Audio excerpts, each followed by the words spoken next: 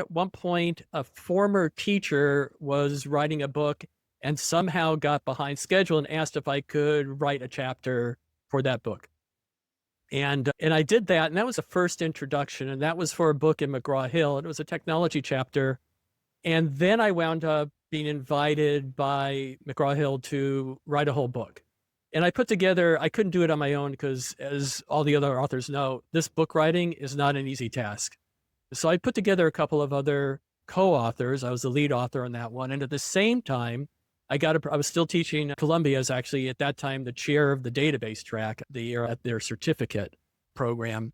And I got approached by Prentice Hall to lead a series of workbooks that they were putting together. And I co-authored one of them, and the others also did very well. And we actually created a whole video series that then they relaunched the books along with the videos.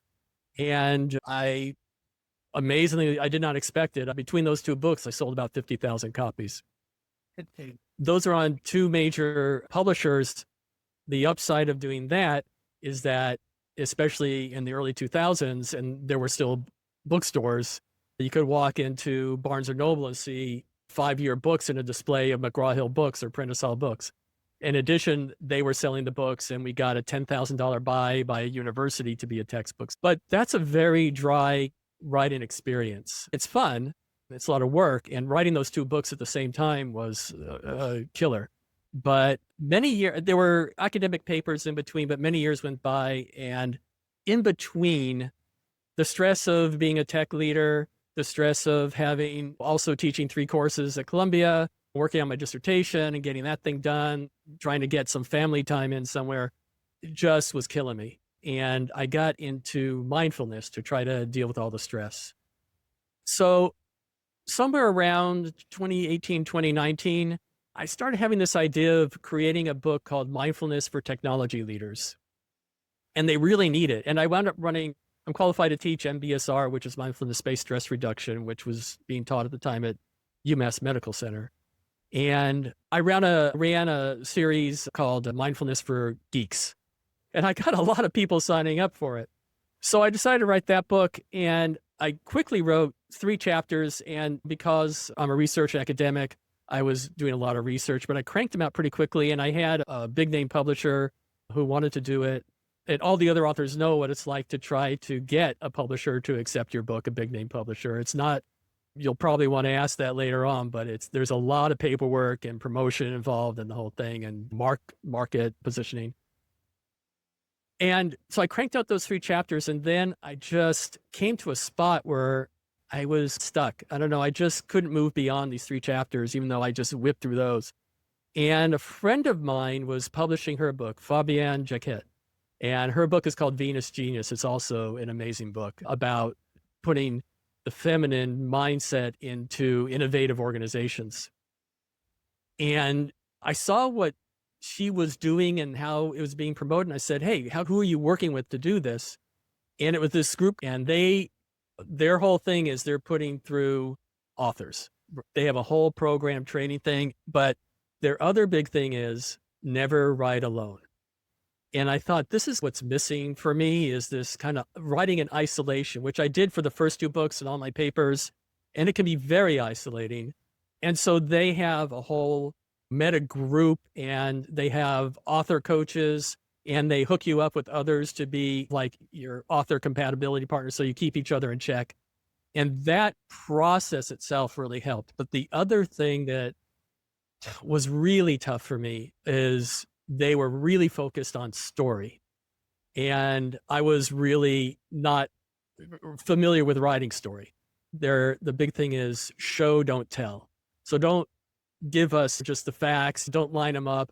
Really, is to get the emotional engagement, you need to bring story. And really, they are also asking me to put my personal stories in there, which I was not used, especially in academic writing, not used to doing that, except for potentially putting your assumptions out there. So that wound up really being kind of the jettison to this other process that they have, which is that where are these stories coming from? You're going to go interview people to get your stories. So this is completely not the book I had started. I was completely going in another direction now. I started writing like a research help book for mindfulness for IT leaders, which I think is still probably a helpful thing.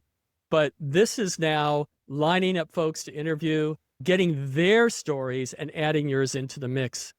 A completely different transformational experience for me. And I met so many people along the way. And Amisha, you're one of them. And I'm really grateful for that, to learn the stories of amazing leaders and be able to put them down.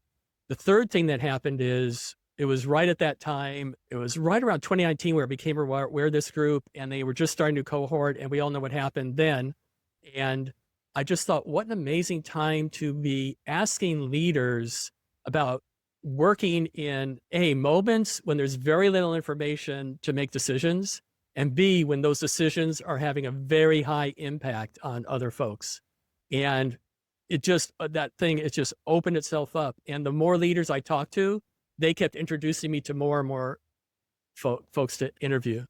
And so that's really my experience, a very unexpected path. I never even thought of interviewing folks. It was always a secondary research project for me, but just not writing alone and bringing in story and interviews from folks really became a transformational writing experience for me, and how this book came about. Very different between the big name houses, and this most recent book is in a hybrid publisher. You get the information you need to get. I think it starts in your gut, because where's the right place? Where's the right place to start to find love? And I don't know that I necessarily love writing or I hate writing. It just like infests my being. And then all of a sudden I'm cranking out 3 chapters. Then all of a sudden I'm stopping. Then all of a sudden I'm being introduced. So my journey has been completely bizarro on this last book. And the choice to publish with the hybrid publisher was A, because I enjoyed the community that was being built with the authors, and B, the whole thing about advances, residuals. The big name publishers, they pretty much own the work. Not pretty much, they do own the work. And if they decide to stop printing it, it's not going to be printed. And if you want to actually use that material, you have to be very careful about what's in that contract, because they might own that. Like one of my next things might be a workbook I'm thinking of to be able to use in my workshops to accompany this. If this was owned by a big name publisher, if it wasn't in the contract, I might not be able to use my own material. So this was a very different process. And the other thing about this process with this idea of interviewing folks is that it was a far more organic kind of experience in this process. It was, as I interviewed people, I started learning more about what my topic was, and then I could delve more. And then I started going, oh, maybe this direction is good. And now I'm being introduced to these people. So the process of writing and researching, especially the process of researching, was a very different kind of process. And therefore, the writing process came out of that. I didn't start with the idea of FORGED as like 6 practices. So that came out of the writing. My advice is to just write. If you feel like you want to write something, just again, is what I was saying before, there's no right entry point. You can also look for, in LinkedIn, Eric Koester, Koester. He's the one that kind of runs it. He's an entrepreneur. He started that whole thing.